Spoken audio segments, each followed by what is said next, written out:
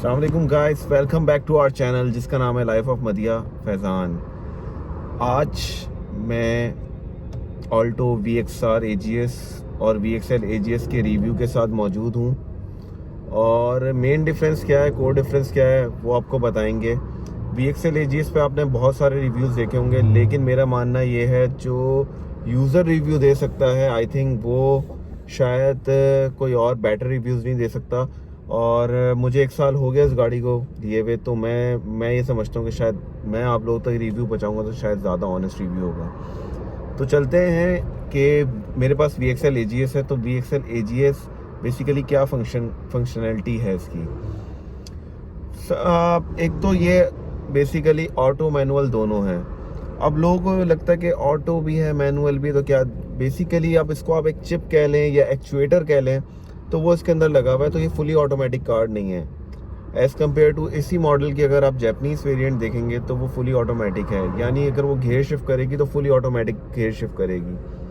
लेकिन as compare to local model ये basically gear shift properly आपको जो है फील होगा, और ये फुली ऑटोमेटिक कार नहीं है। और इनिशियली जब ये लॉन्च हुई थी तो इसके ऑटो गियर शिफ्ट में बहुत सारे जो है मसले भी आए थे और ये फेस भी करना पड़ रहा था एंड यूज़र को। खैर मेरे पास अल्हम्दुलिल्लाह 1 से 1.5 तकरीबन साल से ऊपर हो चुका है और मुझे कुछ ऐसा मसला इसके अंदर फील हुआ नहीं है। प्लस और क्या क्या ख़ासियत है, इसके अंदर एयर बैग्स दिए हुए 2 जो मेहरान में मौजूद नहीं थे, क्योंकि मेहरान को इन्होंने ऑब्सलीट कर ख़त्म कर ये गाड़ी लॉन्च करी है, तो उसके मुकाबले में बहुत ज़बरदस्त है। इसका AC बहुत अच्छा है। अगर आप इसके AC की बात करेंगे तो उसकी कूलिंग बहुत अच्छी है एज़ कम्पेयर टू मेहरान या as compare to other small variant, जैसे प्रिंस आई थी, प्रिंस पर्ल आई थी और यूनाइटेड ब्रेवो आई थी। तो और इन्होंने बहुत ज़्यादा काम किया है। ऑब्वियस सी बात है कि आपको एक लग्जरी कार का या जैपनीज़ कार का मज़ा तो नहीं मिलेगा इसके अंदर, लेकिन लोकल मेक के हवाले से ये बहुत अच्छी कार है। अच्छा, मेन वेरिएंट क्या है VXL AGS और VXR AGS के अंदर? जो मेन डिफरेंस है वो ये है कि इसके रिट्रैक्टेबल मिरर हैं और VXR AGS में ऐसा नहीं है। एक तो ब्लैक मिरर्स हैं उसके, और ये जैसे आपका गाड़ी का कलर है वैसे उसके सेम कलर के जो है वो मिरर हैं। तो एक तो ये कोर डिफरेंस है। प्लस LED नहीं है VXR AGS के अंदर, ब्लूटूथ सिस्टम है इसके अंदर जो है वो LED भी मौजूद है। तो ये 2 कोर मेन डिफरेंस हैं जो कि दोनों के अंदर हैं। तो इसकी इनवॉइस प्राइस पे इस वजह से डिफरेंस है, वो मैं आपको आगे चल के बताऊंगा कितना डिफरेंस है। प्लस आपको पावर स्टीयरिंग मिल रहा है जो मेहरान में नहीं था, जो ऑल्टो में है। आपको जो है एक मैंने आपको जैसे पहले बताया कि एक अच्छी कूलिंग AC की मिल रही है। प्लस आपको जो है वो चारों साइड चारों आपके जो डोर ग्लास हैं वो आपके एंड पर हैं।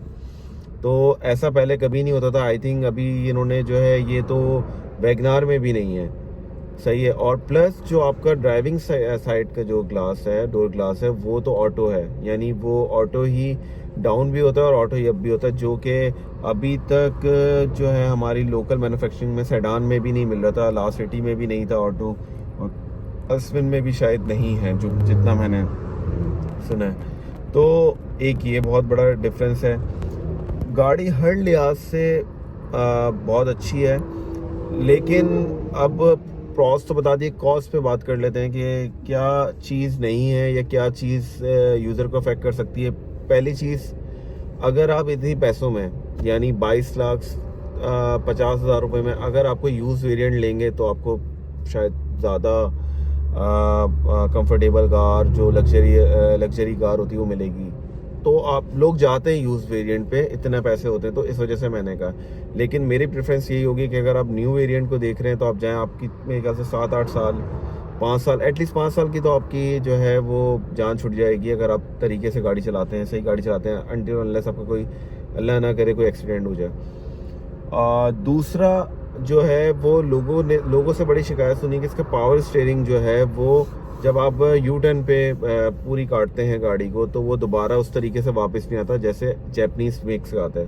जी हाँ, ऐसा आपको फील होता है। और लेकिन ऑब्वियसली बात है, लोकल मेक से इतना तो आपको जो है वो देना ही पड़ेगा।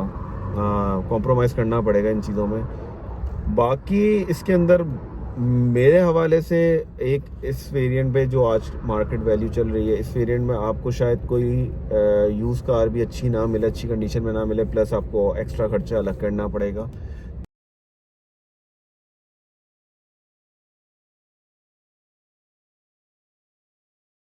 तो मेरा फाइनल वर्डिक्ट यही है कि आपको इस पैसों में ये गाड़ी ज़रूर लेनी चाहिए, अगर आप यही इतने ही पैसे हैं आपके पास और आप कोई गाड़ी देख रहे हैं तो।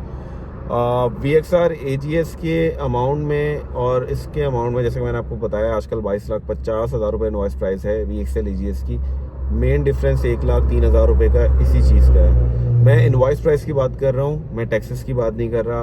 वो फिर अलग आ जाते हैं कि आप फाइलर हैं, नॉन फाइलर हैं, तो वो मिला के तो आपको तकरीबन कोई 24.5 की पड़ जाएगी, लेकिन 23,50,000 की पड़ जाएगी। लेकिन 22,50,000 में अभी जो है ये वेरिएंट अवेलेबल है और मेरे ख्याल से बहुत अच्छा है। अब आप VXR AGS भी ले सकते हैं क्योंकि वो शायद इजीली अवेलेबल है और VXL शायद अभी थोड़ा सा होल्ड पर है। सो उम्मीद करता हूँ आपको ये रिव्यू पसंद आया होगा और आप मुझे अपने कमेंट्स में बता सकते हैं कि आप और कौन सी गाड़ी का रिव्यू देखना चाहते हैं। अगर ये रिव्यू पसंद आया तो हमारे चैनल को सब्सक्राइब करें, लाइक करें और अपने फ्रेंड्स तक शेयर करें। और भी वीडियोस इस चैनल पे मौजूद हैं, वो भी जाके देखें और हमें फीडबैक से आगाह करें। टिल देन, अल्लाह हाफिज़।